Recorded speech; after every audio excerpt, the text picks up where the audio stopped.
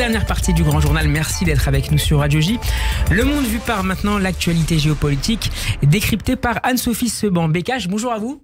Bonjour Steve. Et merci d'être avec nous Anne-Sophie. Vous êtes la directrice France de l'American Jewish Committee. Vous êtes par ailleurs docteur en géopolitique. On s'intéresse avec vous aux positions diplomatiques des principaux dirigeants occidentaux face à la guerre de riposte menée par Israël après les massacres terroristes du 7 octobre dernier. Après son déplacement sur place mercredi, Joe Biden s'est exprimé une nouvelle fois hier, mais cette fois depuis la Maison-Blanche pour demander au Congrès une aide militaire supplémentaire à Israël. Avant de revenir avec vous sur le détail de cette intervention, est-ce que vous diriez que Joe Biden confirme depuis le 7 octobre qu'il est un véritable ami d'Israël, qu'il est peut-être même l'un des présidents les plus pro-Israël depuis 1948, président américain? Alors c'est vrai qu'il y a une bataille féroce pour savoir quel est le président américain qui aurait été le meilleur ami d'Israël. Je crois qu'en tout cas, il nous prouve que les inquiétudes qu'il pouvait y avoir au moment de son élection et après l'ère Trump, que tout le monde, enfin pas que tout le monde, mais que beaucoup d'observateurs avaient vu comme le meilleur ami d'Israël parce que déplacement de l'ambassade à Jérusalem, etc. et d'autres sujets. En tout cas, ça bat en brèche ces inquiétudes-là. Les États-Unis sont pas seulement un ami d'Israël, c'est vraiment un allié stratégique. Et il a eu des mots très forts également. Il a eu des mots extrêmement forts. Je pense que même son discours de la semaine dernière, après les attaques, était d'une sensibilité, d'une fermeté qui était très attendue et qui a rassuré, ému et renforcé beaucoup de monde en Israël, mais je pense aussi à travers le monde. Et son discours d'hier, il dit quelque chose en plus, je crois. Il dit que le monde aujourd'hui est divisé en deux. Il rassure ses alliés, principalement Israël, mais aussi l'Ukraine, et je crois que ça c'était essentiel de le faire. Justement, j'allais y venir parce que c'est un message qui a pu, une comparaison qui a pu étonner, en tout cas elle mérite d'être explicitée. Joe Biden a dressé un lien donc entre l'attaque terroriste du Hamas et l'invasion russe de l'Ukraine pour appeler à augmenter à la fois l'aide militaire à Israël et à Kiev. Le Hamas et Poutine représentent des menaces différentes, a déclaré le président américain, mais ils ont un point commun, ils veulent tous deux l'anéantissement total de la démocratie voisine. Alors comment vous expliquez cette comparaison, comment elle s'inscrit dans l'approche américaine de ces conflits qui rythment ce mandat de Joe Biden? Je crois que depuis une semaine, ce qu'on voit dans les réactions, c'est vraiment ce monde qui est coupé en deux, et Biden l'a bien compris. Et il y a eu une crainte que ce conflit entre Israël et le Hamas affaiblisse l'aide américaine à l'Ukraine par effet de balancier, mais il nous prouve aujourd'hui, il confirme à ses alliés ukrainiens et israéliens que c'est pas le cas. Il envoie aussi un message à Poutine dont on sait qu'il pouvait en quelque sorte se réjouir ou se dire que l'attention allait être déportée sur le Moyen-Orient et qu'il pourrait faire ce qu'il veut en Ukraine. Il lui envoie un message aussi très fort. Je pense que c'est essentiel, et qu'effectivement il a dit on ne peut pas, on ne laissera pas, je ne veux pas laisser des terroristes comme le Hamas et des tyrans comme Poutine l'emporter. Cela n'arrivera pas. Je crois que c'est un message qu'on avait les démocrates tous envie d'entendre, un message de fermeté. On est dans une situation compliquée. Tout le monde parle de désescalade. Moi, je pense que quand on fait de la géopolitique, on doit comprendre que les rapports de force, c'est d'abord l'escalade avant la désescalade. Et donc d'abord montrer à ceux qui aujourd'hui se sont laissés pousser des ailes et ont cru à la fois qu'ils pourraient exterminer des juifs et détruire Israël et affaiblir la démocratie, que c'est pas le cas, qu'il y a une dissuasion qui se remet en place. Et il y avait une attente de la puissance américaine parmi ses alliés d'expression de cette force, en tout cas de sa démonstration par la parole et par quelques gestes importants, notamment ses déploiements de porte-avions. Oui, je pense qu'il y avait une attente en premier lieu d'Israël, parce que la crainte était effectivement que le front nord s'ouvre rapidement, etc. Et les pressions des Américains ont été clés.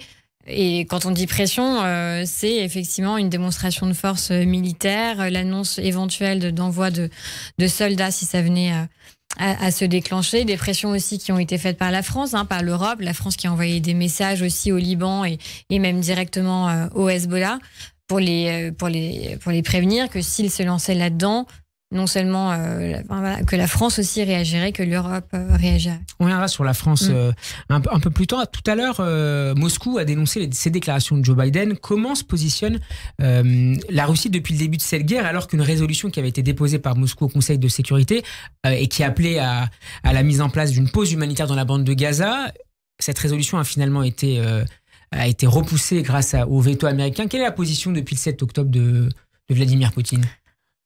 Elle a été de soutenir de manière très malhonnête la cause palestinienne, de pointer pas le Hamas, mais la cause palestinienne. Oui, il a remis ça sur le devant de la table, disant que la position de la Russie a toujours été de pousser à la solution pour 2 États, que les Israéliens ont leurs responsabilités, qu'il faut absolument aller vers une désescalade et empêcher une situation de catastrophe humanitaire à Gaza, etc. Il a pris cette posture-là, donc on sait très bien qu'elle l'arrange. Il a eu aussi des conversations avec les Iraniens. Il a poussé cette résolution donc au Conseil de sécurité, donc on savait très bien qu'elle allait être repoussée parce que c'est vraiment pas le temps d'appeler à un cessez-le-feu. On sait très bien que Israël mène cette opération de légitime défense et de destruction, de neutralisation au maximum du Hamas. Est-ce que c'est une manière aussi pour le Kremlin de rendre l'appareil Israël qui avait soutenu avec mesure l'Ukraine?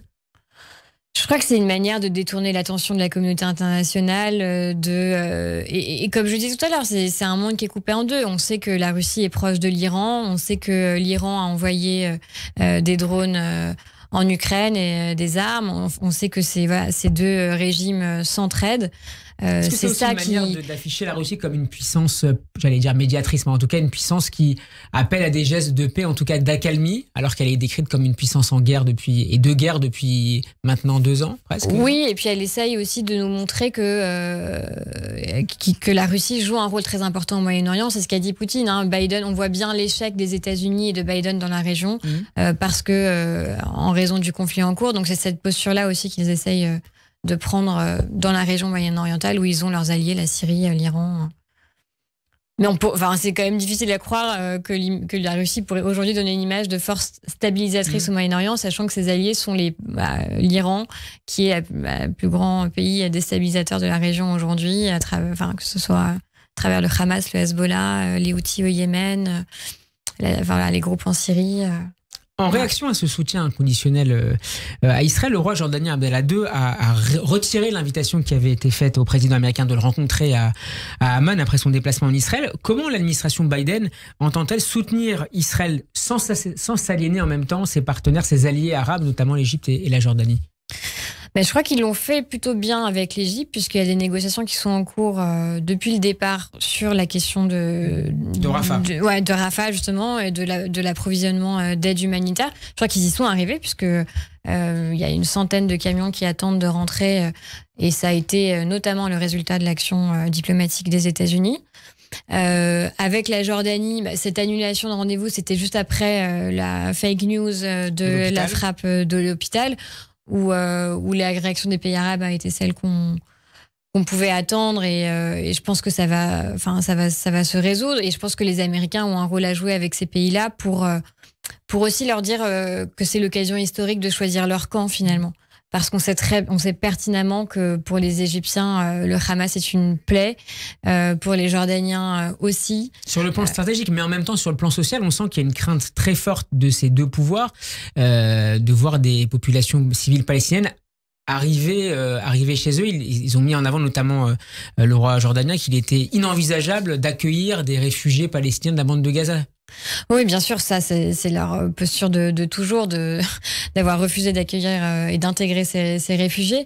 Après, je pense que pour ce que craignent les Jordaniens et les Égyptiens, c'est une déstabilisation interne de leur pays, non pas pas seulement liée éventuellement à l'accueil de réfugiés, mais à la déstabilisation qui pourrait être causée par des groupes islamistes, etc.